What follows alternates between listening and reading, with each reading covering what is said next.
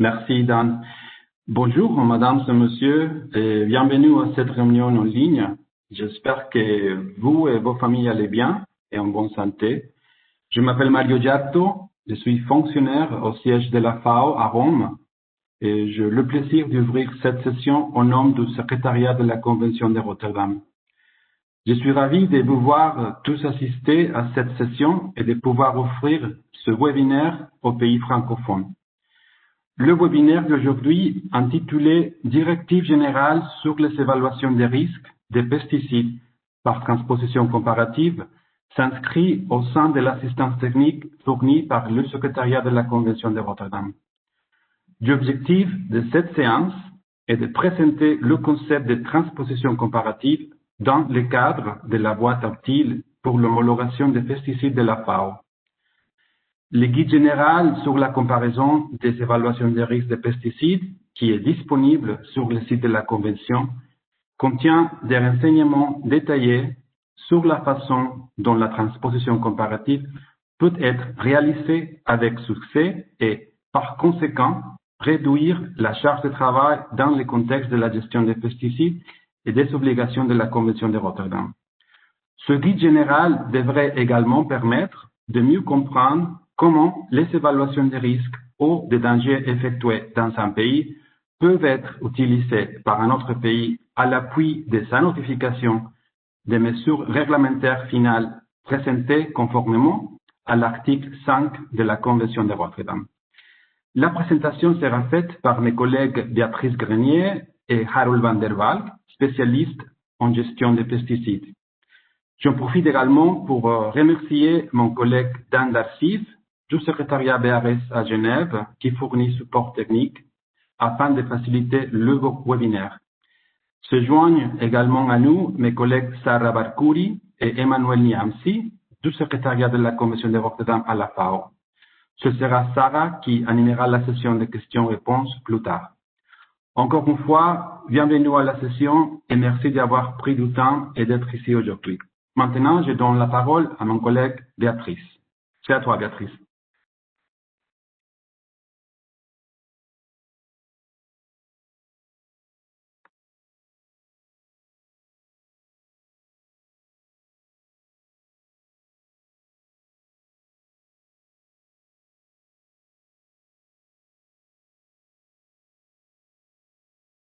Bonjour tout le monde, excusez-moi pour le petit problème technique.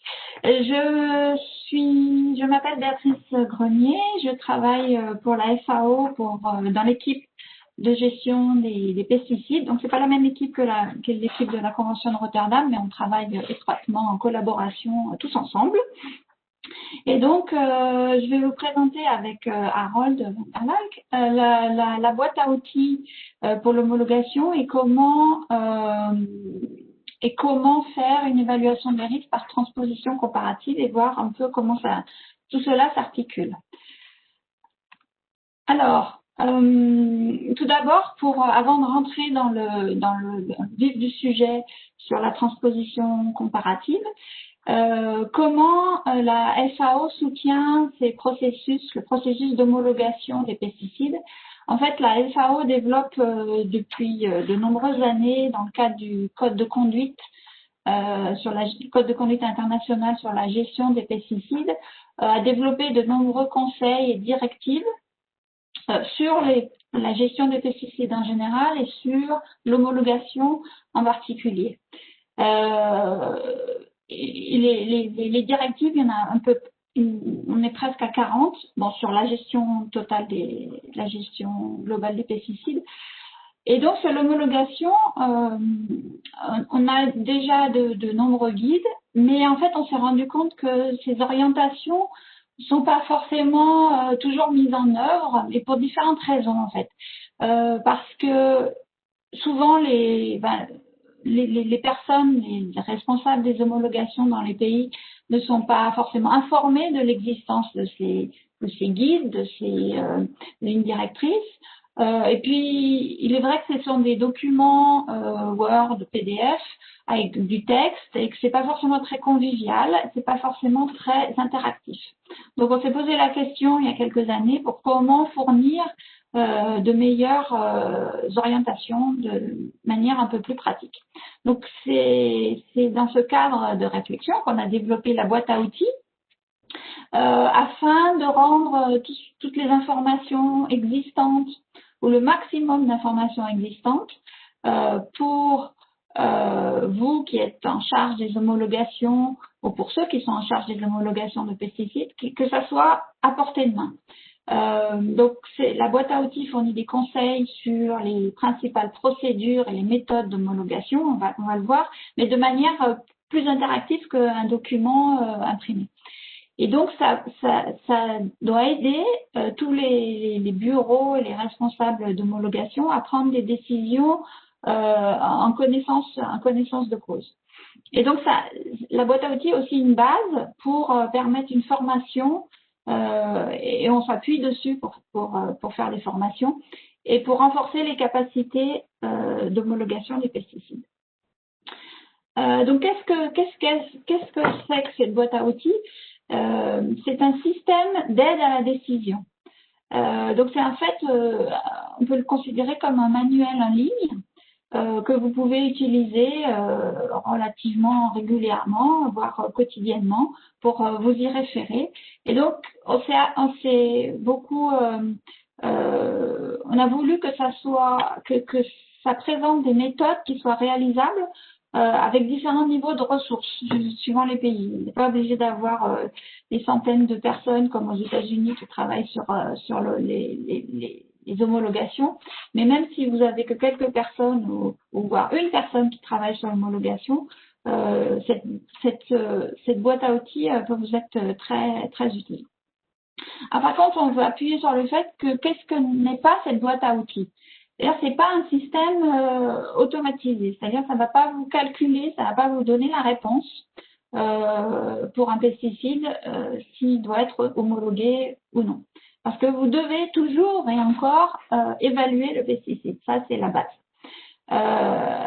Par contre, ce qui est intéressant de garder à l'esprit, c'est que cette boîte à outils, c'est vraiment une boîte à outils sur l'évaluation. Donc, c'est sur l'homologation, pardon. Donc, ça va rassembler différentes informations liées à l'homologation des pesticides. Et donc, ça aussi ça vous donne aussi des orientations sur comment utiliser les différentes informations qui sont dans cette boîte à outils. On va le voir après, parce qu'on va essayer de faire une petite visite guidée de la boîte à outils. Il y a 3 sections principales.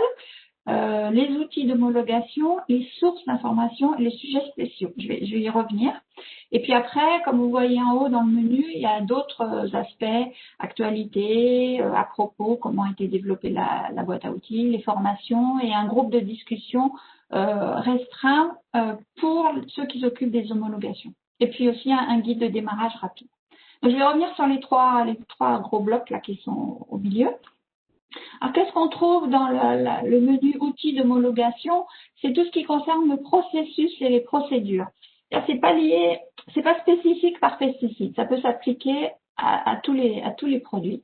Ça va vous donner des conseils sur quelle stratégie suivre dans votre cas, dans votre pays. Et la transposition comparative est une de ces stratégies, fait partie des stratégies. On va y revenir puisque c'est le sujet d'aujourd'hui.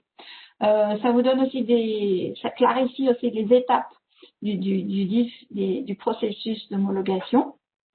Et puis ça illustre quelles sont les données requises et les lignes directrices d'essai qui sont associées à ces données requises pour les différents secteurs nécessaires, différents types d'études nécessaires. Donc aussi, ça vous explique les différentes méthodes d'évaluation pour évaluer ces données. Ça donne des conseils sur quelles sont les mesures d'atténuation des risques et enfin, quels sont les principes pour la prise de décision. Donc tout le processus en fait d'homologation. L'autre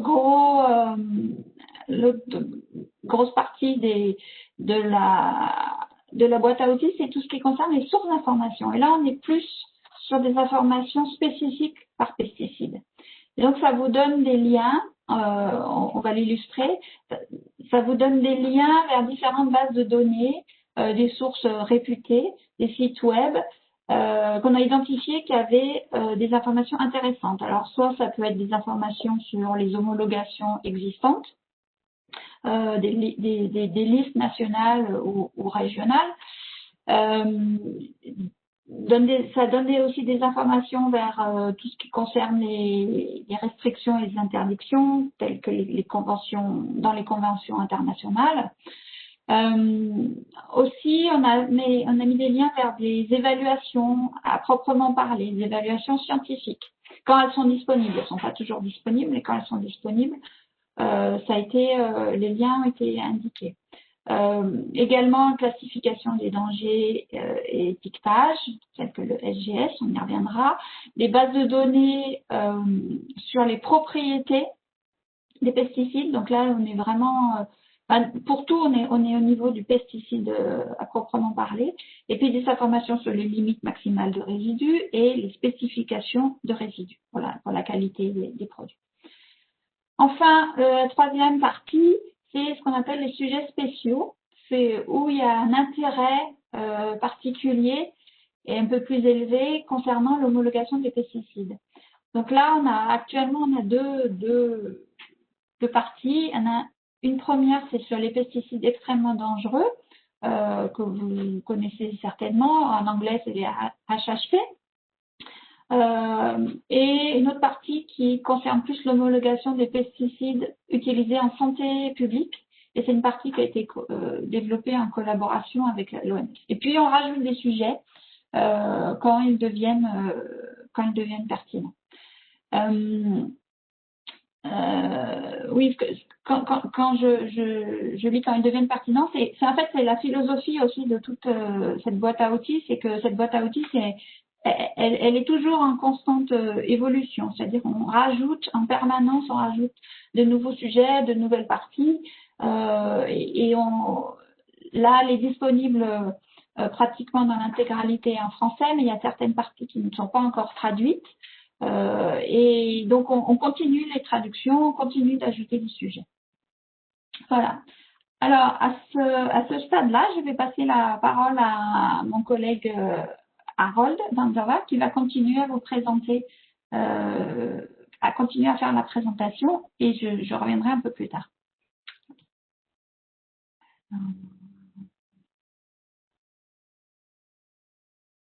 Alors, je vous parle Harold.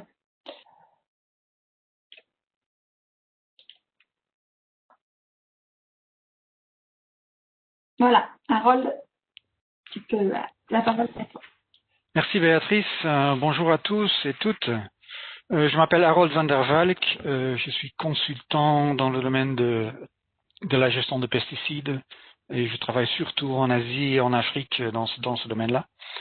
Je suis néerlandais, donc j'espère que vous m'excusez mes erreurs de français, c'est pas ma langue maternelle.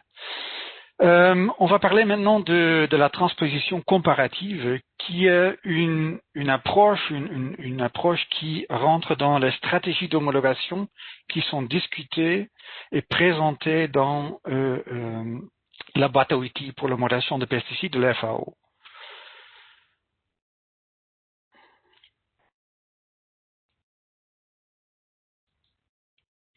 Voilà.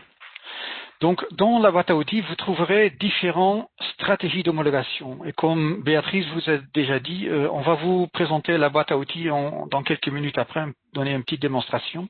Mais juste pour vous dire que dans la boîte à outils, on présente différentes stratégies d'homologation qui dépendent beaucoup, qu'on peut appliquer selon les ressources qu'on a disponibles au niveau de notre structure d'homologation ou les structures qui évaluent les pesticides. L'homologation par analogie, qui est une stratégie très facile et qui demande peu de ressources. L'homologation par équivalence ou une homologation complète basée sur des évaluations et des tests locaux. La transposition comparative est une approche qui fait partie de l'homologation basée sur la rationalisation de ressources. C'est une approche qu'on utilise pour rationaliser notre travail si on a relativement peu de moyens. Alors, qu'est-ce que c'est la transposition comparative? Au niveau de la boîte à outils, on parle de la transposition comparative lorsqu'une évaluation de risque existante qui est effectuée par un organisme, une structure d'homologation réputée ailleurs, est examinée par une structure d'homologation avec relativement peu de moyens, de ressources, donc examinée et ensuite comparée à la situation locale. Donc la transposition comparative, en fait, si on veut dire ça plus simplement, c'est de lire une évaluation de risque existante effectuée par un autre organisme d'évaluation ou d'homologation, de le lire de manière structurée et ensuite comparer les conclusions qui sont tirées dans cette évaluation faite par un autre organisme d'homologation, comparer cela à la situation locale afin de pouvoir tirer une conclusion sur le risque dans la situation locale. Donc un peu de terminologie dans l'évaluation de risque existante. Pour l'évaluation de risque existante, on parle en principe des évaluations de référence.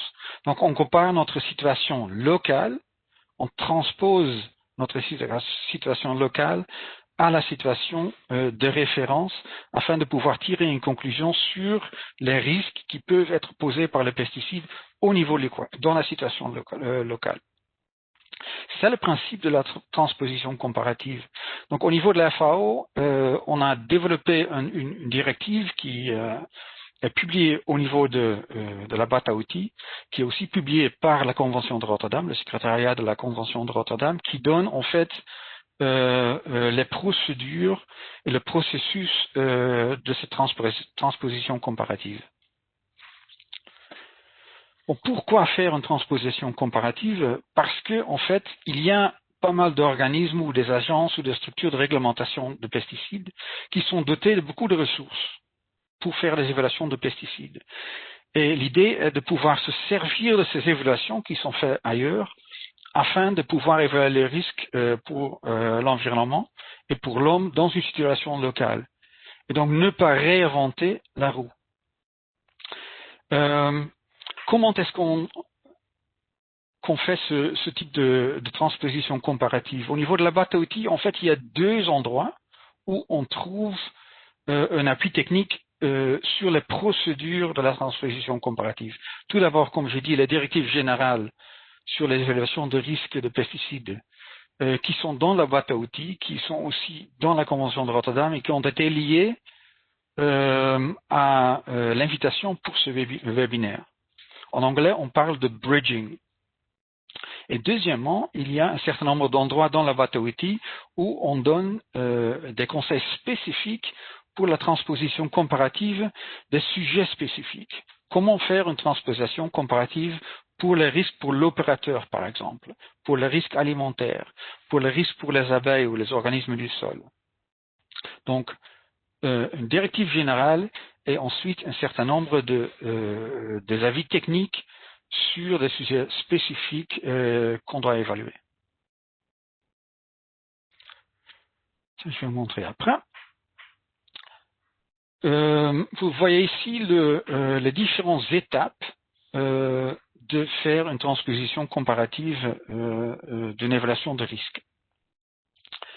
Elle est divisée en fait en trois grandes étapes. C'est la préparation de notre transposition, ce sont les activités de comparaison et finalement comment tirer les conclusions. Donc ça ça peut ressembler un peu complexe, mais en fait c'est relativement facile. Je vais vous d'abord parler de la préparation de la transposition comparative qui consiste de trois étapes. C'est de compiler les données pour le cas local examiné. Quelles sont les données qu'on a nécessaires pour le cas local? Trouver une évaluation de référence et finalement faire une description du cas. Extraire toutes les données nécessaires afin de pouvoir cette comparaison entre les deux évaluations. Pour préparer l'information, on doit tout d'abord compiler les données pour le cas examiné. Donc, c'est le cas local. Vous recevez, par exemple, en tant qu'homologateur pesticide, un dossier d'homologation et une demande d'homologation. Et dans cette demande d'homologation, vous devrez extraire un certain nombre de données qui décrivent en fait le cas local, sur le plan dose d'application, sur le plan conditions d'application, les cultures dans lesquelles on utilise le pesticide et autres. Au niveau de la boîte à outils, on vous donne un certain nombre de tableaux récapitulatifs qui sont utilisés pour compiler ces différentes données du cas local, qui décrit en fait les différents paramètres importants pour le risque du pesticide. Par la suite, on doit trouver une évaluation de risque de référence. Et encore, au niveau de la boîte à outils, la boîte à outils permet de trouver des évaluations de risque de référence qui sont faites par d'autres structures d'homologation. Il y a une module dans la boîte à outils qui vous amène, qui vous lie avec toute une série de structures d'homologation et les rapports d'évaluation de risque qui sont publiés par ces différentes structures. Et donc, dans cela, vous pouvez trouver une évaluation de risque de référence le plus approprié pour votre transposition comparative. Et finalement, vous faites une description du cas qui est en fait une description des paramètres clés au niveau de la situation locale, ainsi que dans le cas de référence, que vous devrez comparer afin de pouvoir faire une estimation du risque au niveau de la situation locale. Et comme j'ai dit, dans la boîte à outils, pour les différents cas spécifiques que vous devrez évaluer, si c'est une évaluation de risque pour l'opérateur, pour le consommateur, pour les abeilles et autres, dans la boîte à outils, il y a des tableaux récapitulatifs d'évaluation qui sont fournis, que vous pouvez télécharger et que vous pouvez utiliser pour faire une description de votre cas. Et en fait, c'est une façon de documenter en fait votre transposition comparative entre la référence et la situation locale. Donc ça sont les trois premières étapes de la transposition comparative. Si vous avez l'ensemble de ces données, vous allez dans la prochaine phase de la transposition qui est la comparaison en fait entre la référence et la situation locale. Et Béatrice va vous amener dans cette deuxième phase de la transposition comparative.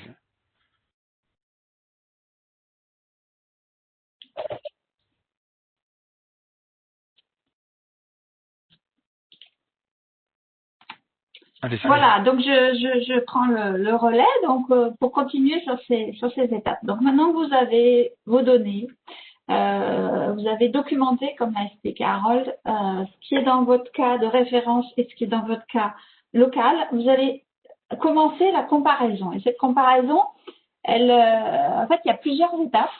Parce que vous allez comparer plusieurs aspects liés aux pesticides et à la demande d'homologation.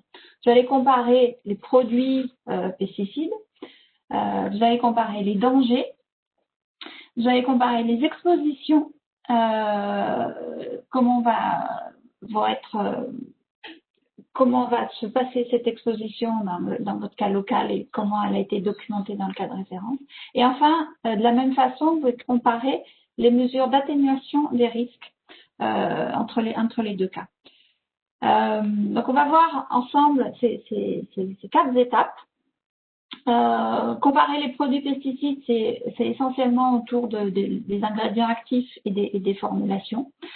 Comparer les dangers, donc c'est comparer pour la santé humaine et pour l'environnement. Et enfin, comparer les expositions et les mesures d'atténuation des risques, c'est voir comment en fait le pesticide est utilisé, pour quelle culture, combien de temps, pour quelles applications il a été autorisé d'un côté et comment il est demandé dans votre cas. Par exemple, quel équipement de protection individuelle a été approuvé dans la situation de référence, mais est-ce qu'il est disponible localement. Donc on va revoir ensemble ces 4 étapes.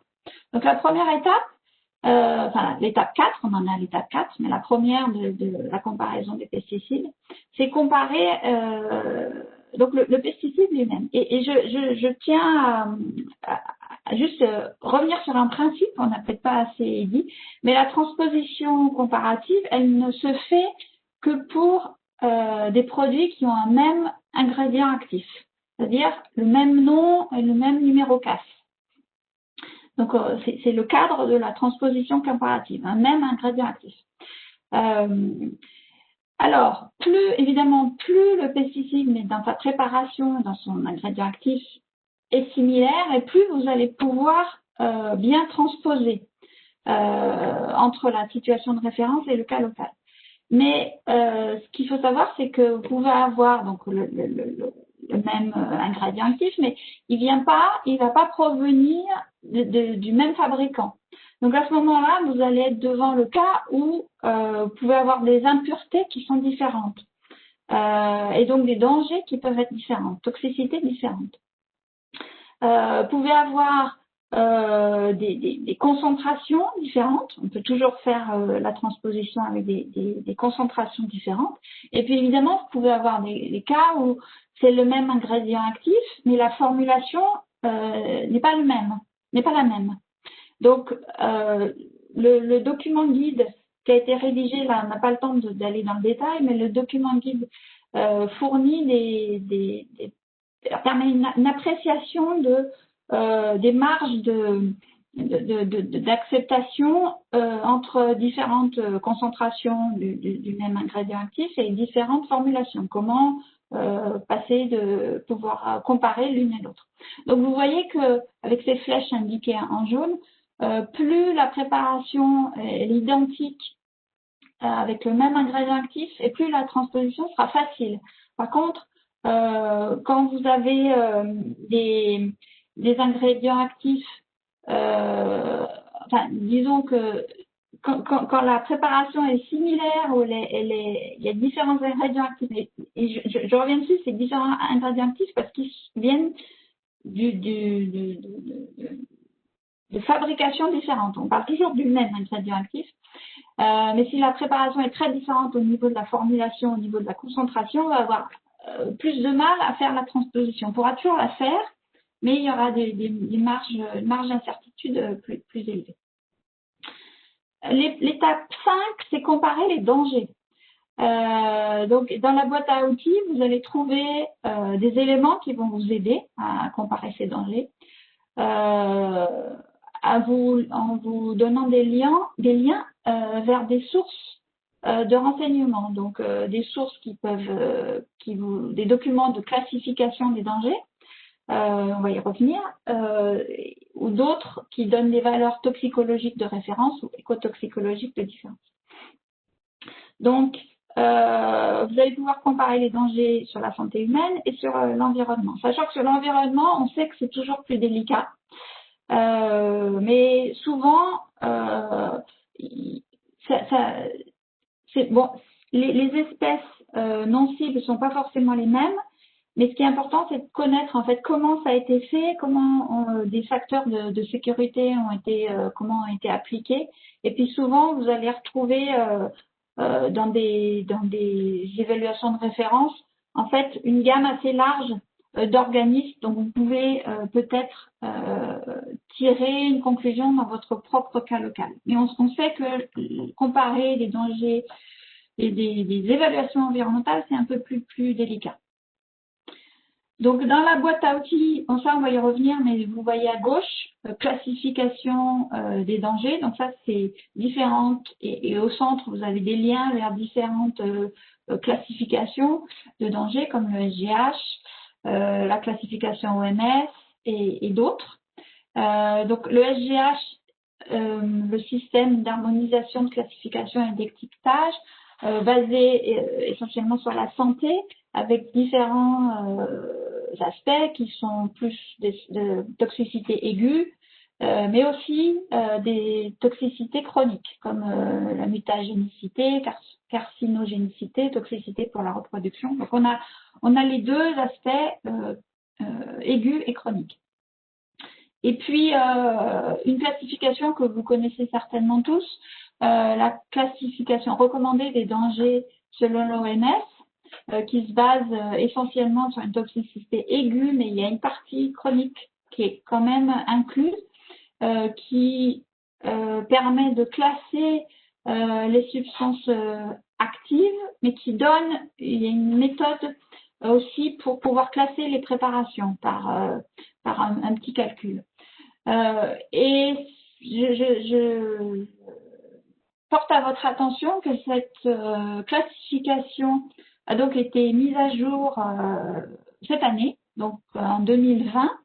Donc, en fait, ils ont utilisé à l'intérieur, c'est marqué 2019 là sur la couverture, mais en fait, ils ont utilisé des données jusqu'à 2019, mais ça a été publié en 2020. Et dans le cadre de ce webinaire qui est francophone, pour la première fois, cette classification est disponible en français. Je l'ai appris il y a 15 jours que ça a été. Je savais que l'OMS travaillait dessus, mais j'avais pas encore vu la dernière version, donc c'est disponible désormais en français pour la première fois. Donc ça peut être très utile aussi, et notamment parce que nous on s'en sert beaucoup aussi dans ce dont je vous ai parlé sur les pesticides extrêmement dangereux, les HHP. On se sert aussi, c'est un des critères pour identifier un HHP, c'est aussi est-ce que il appartient à certaines classes, un notamment, de cette classification de l'OMS. L'étape 6, après avoir comparé le pesticide, après avoir comparé les dangers, on va comparer les expositions.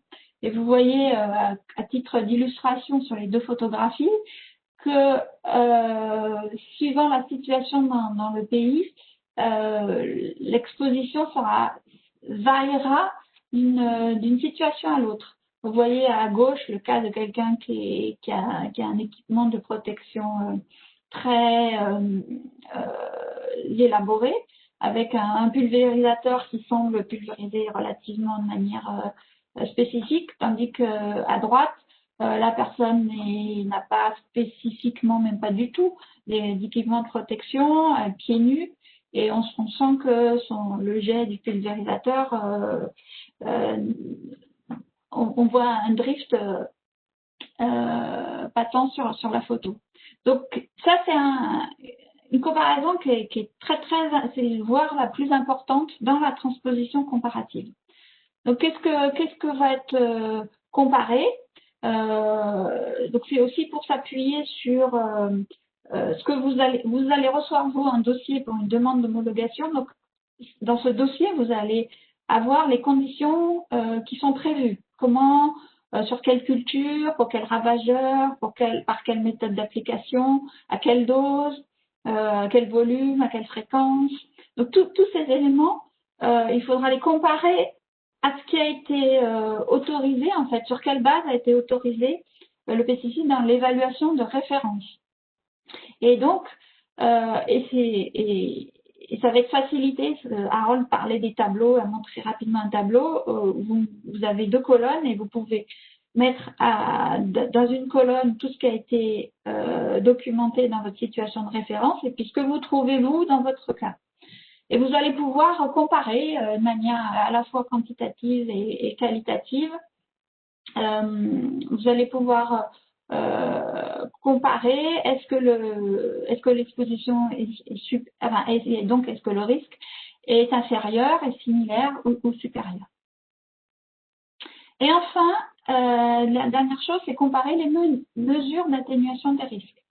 Et dans la boîte à outils, vous allez trouver une section qui, soit c'est par un outil interactif, vous pouvez vérifier la faisabilité d'une mesure d'atténuation, soit vous allez directement trouver un inventaire, non exhaustif, mais bien complet déjà, de ces méthodes d'évaluation. Par exemple, et c'est ce qu'il faut comparer, c'est-à-dire comment qu'est-ce qui était inclus comme mesure d'atténuation, qu'est-ce qui était inclus dans la situation de référence. Est-ce qu'il y avait des EPI pour le mélange, le chargement, l'application? quelles mesures de protection ont été indiquées dans l'évaluation, voire l'autorisation de référence. Et finalement, vous allez vous demander, dans votre cas à vous, est-ce que c'est réaliste dans mon pays? Est-ce que, si on parle des EPI, est-ce qu'ils sont disponibles dans mon pays?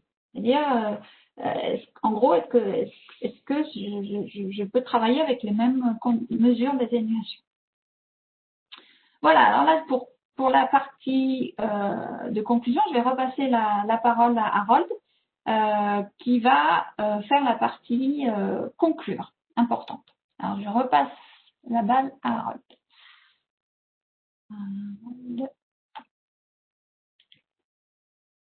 Voilà. Merci Béatrice. Donc le résultat de notre travail actuellement est que on a comparé la situation de référence avec notre situation au niveau local. Et on a fait une comparaison. On a tout d'abord décidé est-ce que les produits pesticides dans les deux cas sont suffisamment similaires pour faire une transposition comparative. Disons que oui, c'est le cas. Peut-être qu'ils sont tout un petit peu différentes, mais les impuretés sont plus ou moins les mêmes, les concentrations sont plus ou moins les mêmes. On considère que oui, les produits pesticides dans le cas de référence et la situation locale sont similaires. On a comparé les dangers, les toxicités. Par exemple, il est bien possible que dans notre cas local, la concentration de la matière active est un peu plus élevée dans le produit que au niveau de la situation de référence. C'est une information importante, surtout par exemple si on doit évaluer le risque pour les opérateurs qui mélangent, qui font la dilution de ces produits. C'est beaucoup moins important, une différence entre concentration des produits si par exemple on fait une évaluation environnementale. Pour la simple raison que la concentration c'est moins important, c'est plutôt la dose d'application qui est important pour les évaluations environnementales. On compare les expositions, comme a dit Béatrice, donc peut-être le résultat est que au niveau de la situation locale, l'exposition est plus élevée que dans la situation de référence, parce que un instant s'il vous plaît.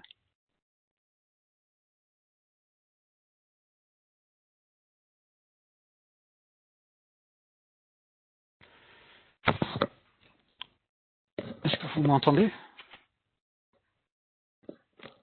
Oui, oui, oui. Ok, désolé, il y a quelqu'un qui arrive ici au bureau et donc ça perturbe un peu. Comparer les expositions. Donc peut-être au niveau local, la dose d'application ou la fréquence d'application des pesticides est plus élevée que dans la situation de référence. Et finalement, on compare les mesures d'atténuation de risque, comme ça a été dit par Béatrice, ce qui veut dire que, par exemple, il y a une différence entre l'équipement de protection individuelle qui peut être utilisé au niveau local par rapport à la situation de référence. Donc tout ça sont des informations qui sont très importantes pour conclure, décider si une transposition comparative est possible et quels sont les résultats de cette transposition.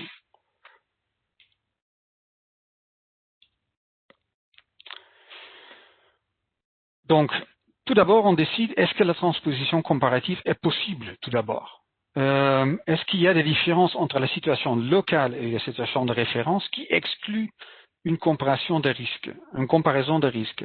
Cela est surtout le cas s'il y a une grande différence entre le produit pesticide, donc soit la matière active ou la formulation, au niveau de la situation de référence par rapport à la situation locale. Toutes les autres différences, en fait, sont incluses dans la comparaison en tant que telle.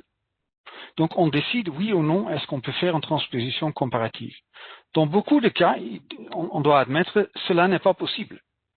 parce que, par exemple, les produits à comparer sont trop différents. La matière active est la même, mais la fabrication est tout à fait différente et donc les impuretés sont très différentes et donc on ne peut pas comparer les deux évaluations. Disons que oui, si en cas que la transposition comparative est possible, la prochaine étape est d'évaluer le risque dans votre situation par rapport à la référence. Et ça, on fait sur la base des différentes comparaisons danger, toxicité, exposition, mesures d'atténuation de risque qui ont été expliquées avant.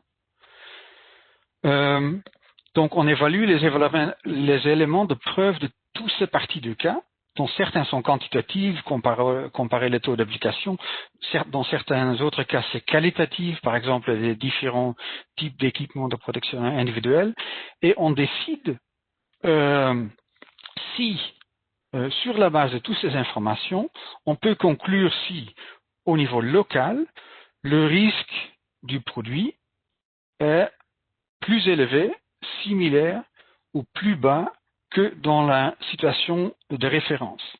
Très souvent, ce n'est pas nécessaire de pouvoir quantifier cela exactement. Déjà, si on sait que si c'est plus élevé, similaire ou plus bas le risque que dans la situation de référence, on peut tirer déjà des conclusions.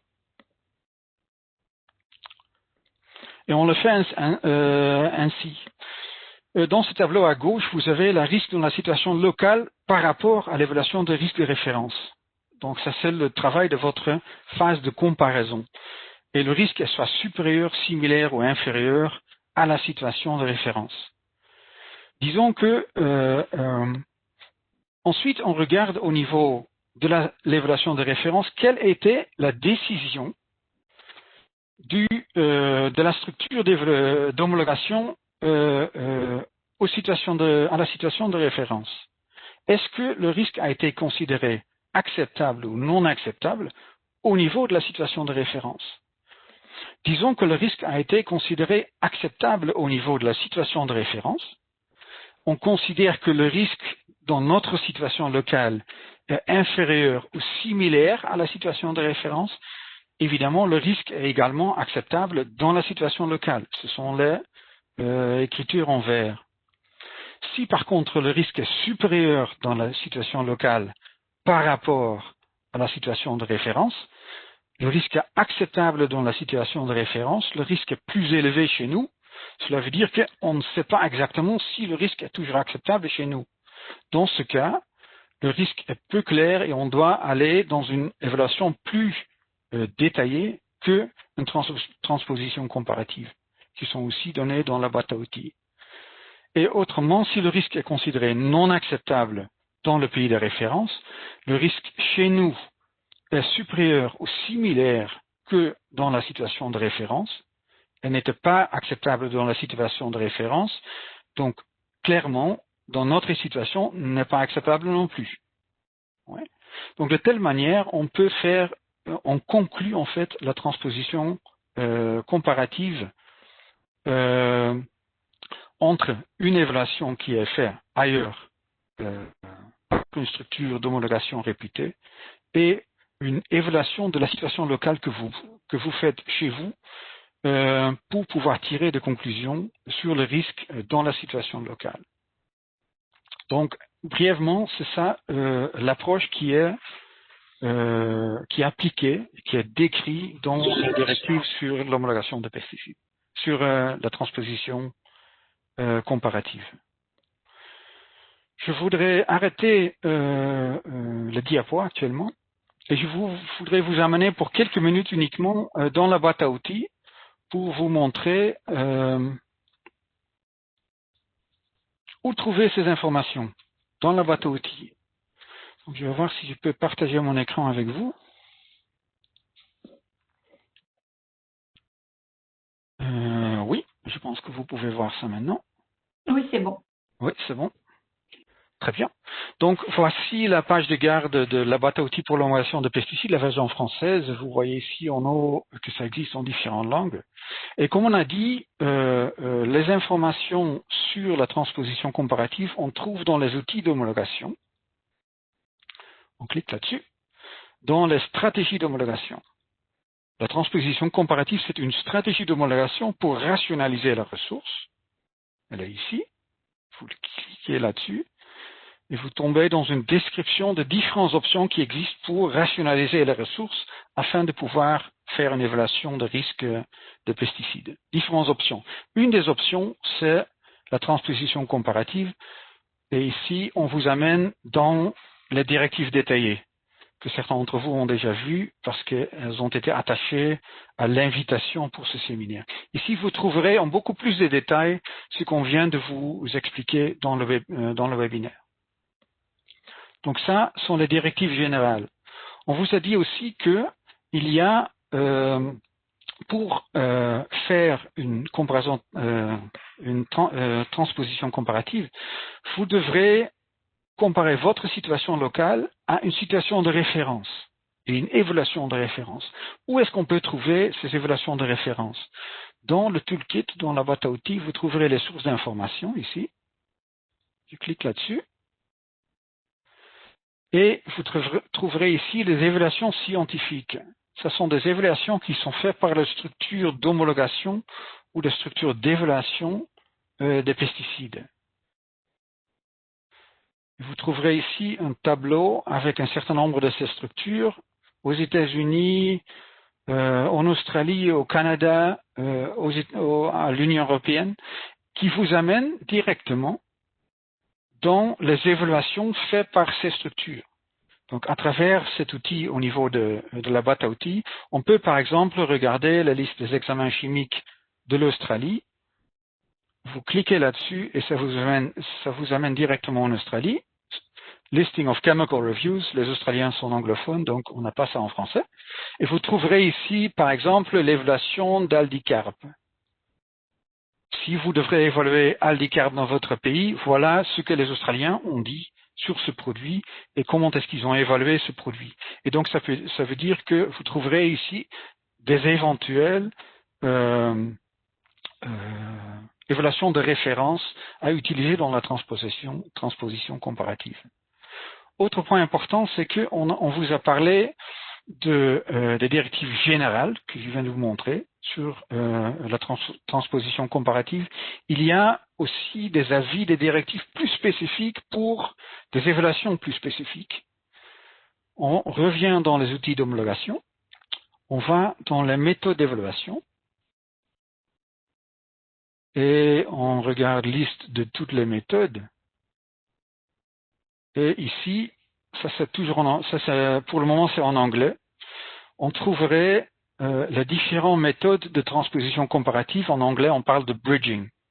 Donc, bridging pour les évaluations de résidus, donc les risques pour le consommateur, les abeilles, les sols, les opérateurs, les travailleurs, donc ceux qui font les récoltes dans le champ. Si on clique là-dessus, on trouve en version anglaise, cela n'existe pas encore en français, on trouve un avis plus détaillé, comment faire une transposition comparative pour l'utilisation de pesticides par des travailleurs ou pour l'exposition des travailleurs aux pesticides.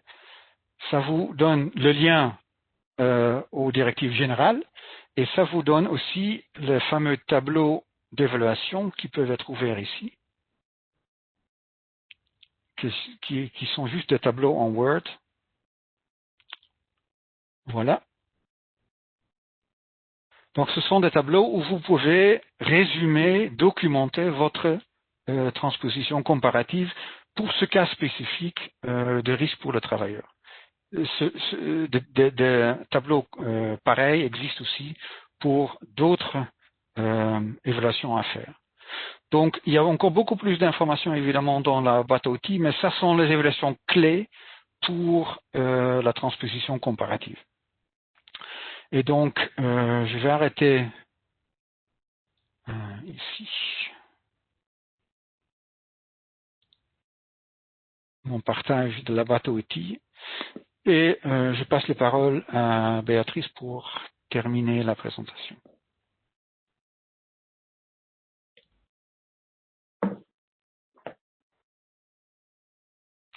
Mais je ne trouve pas Béatrice ici. Merci. Désolé. Sinon, tu peux mettre la slide suivante. Ah oui. Ok, ouais, voilà. Alors, pour terminer cette présentation, donc vous aurez compris que les éléments qui sont dans la boîte à outils pour l'homologation des pesticides pour ceux d'entre vous qui sont directement concernés par la Convention de Rotterdam, qui vont vous aider à appuyer ou à justifier ou à mieux documenter en fait vos décisions et notamment les mesures réglementaires finales pour interdire ou restreindre sévèrement un pesticide. Donc il y a un lien fort entre les deux et au sein même de la boîte à outils, évidemment, la convention de Rotterdam est indiquée, est explicitée. Et puis, vice-versa, au sein du site de la convention de Rotterdam, vous avez aussi une explication de la boîte à outils et comment, alors pas seulement dans le cas de la transposition comparative, mais aussi dans d'autres cas, comment la boîte à outils peut être utile dans vos activités liées à la convention de Rotterdam. Donc voilà, je pense qu'on a fait un tour complet, mais qui peut être encore plus complet si vous vous référez au document. Donc j'ai mis en bas le lien, je pense que les présentations seront envoyées ou disponibles pour tous ceux d'entre vous qui ont participé à ces webinaires. Là, vous aurez le lien vers la version française, mais normalement, ça a été aussi indiqué dans l'invitation à ces webinaires. Voilà, donc on a terminé cette présentation. Donc, je repasse la parole à Mario et puis on aura une petite séance rapide de questions-réponses. Merci.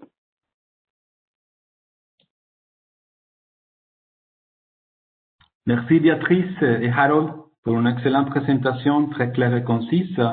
Je voudrais demander à mon collègue Sarah, je donne la parole à Sarah. Merci Béatrice.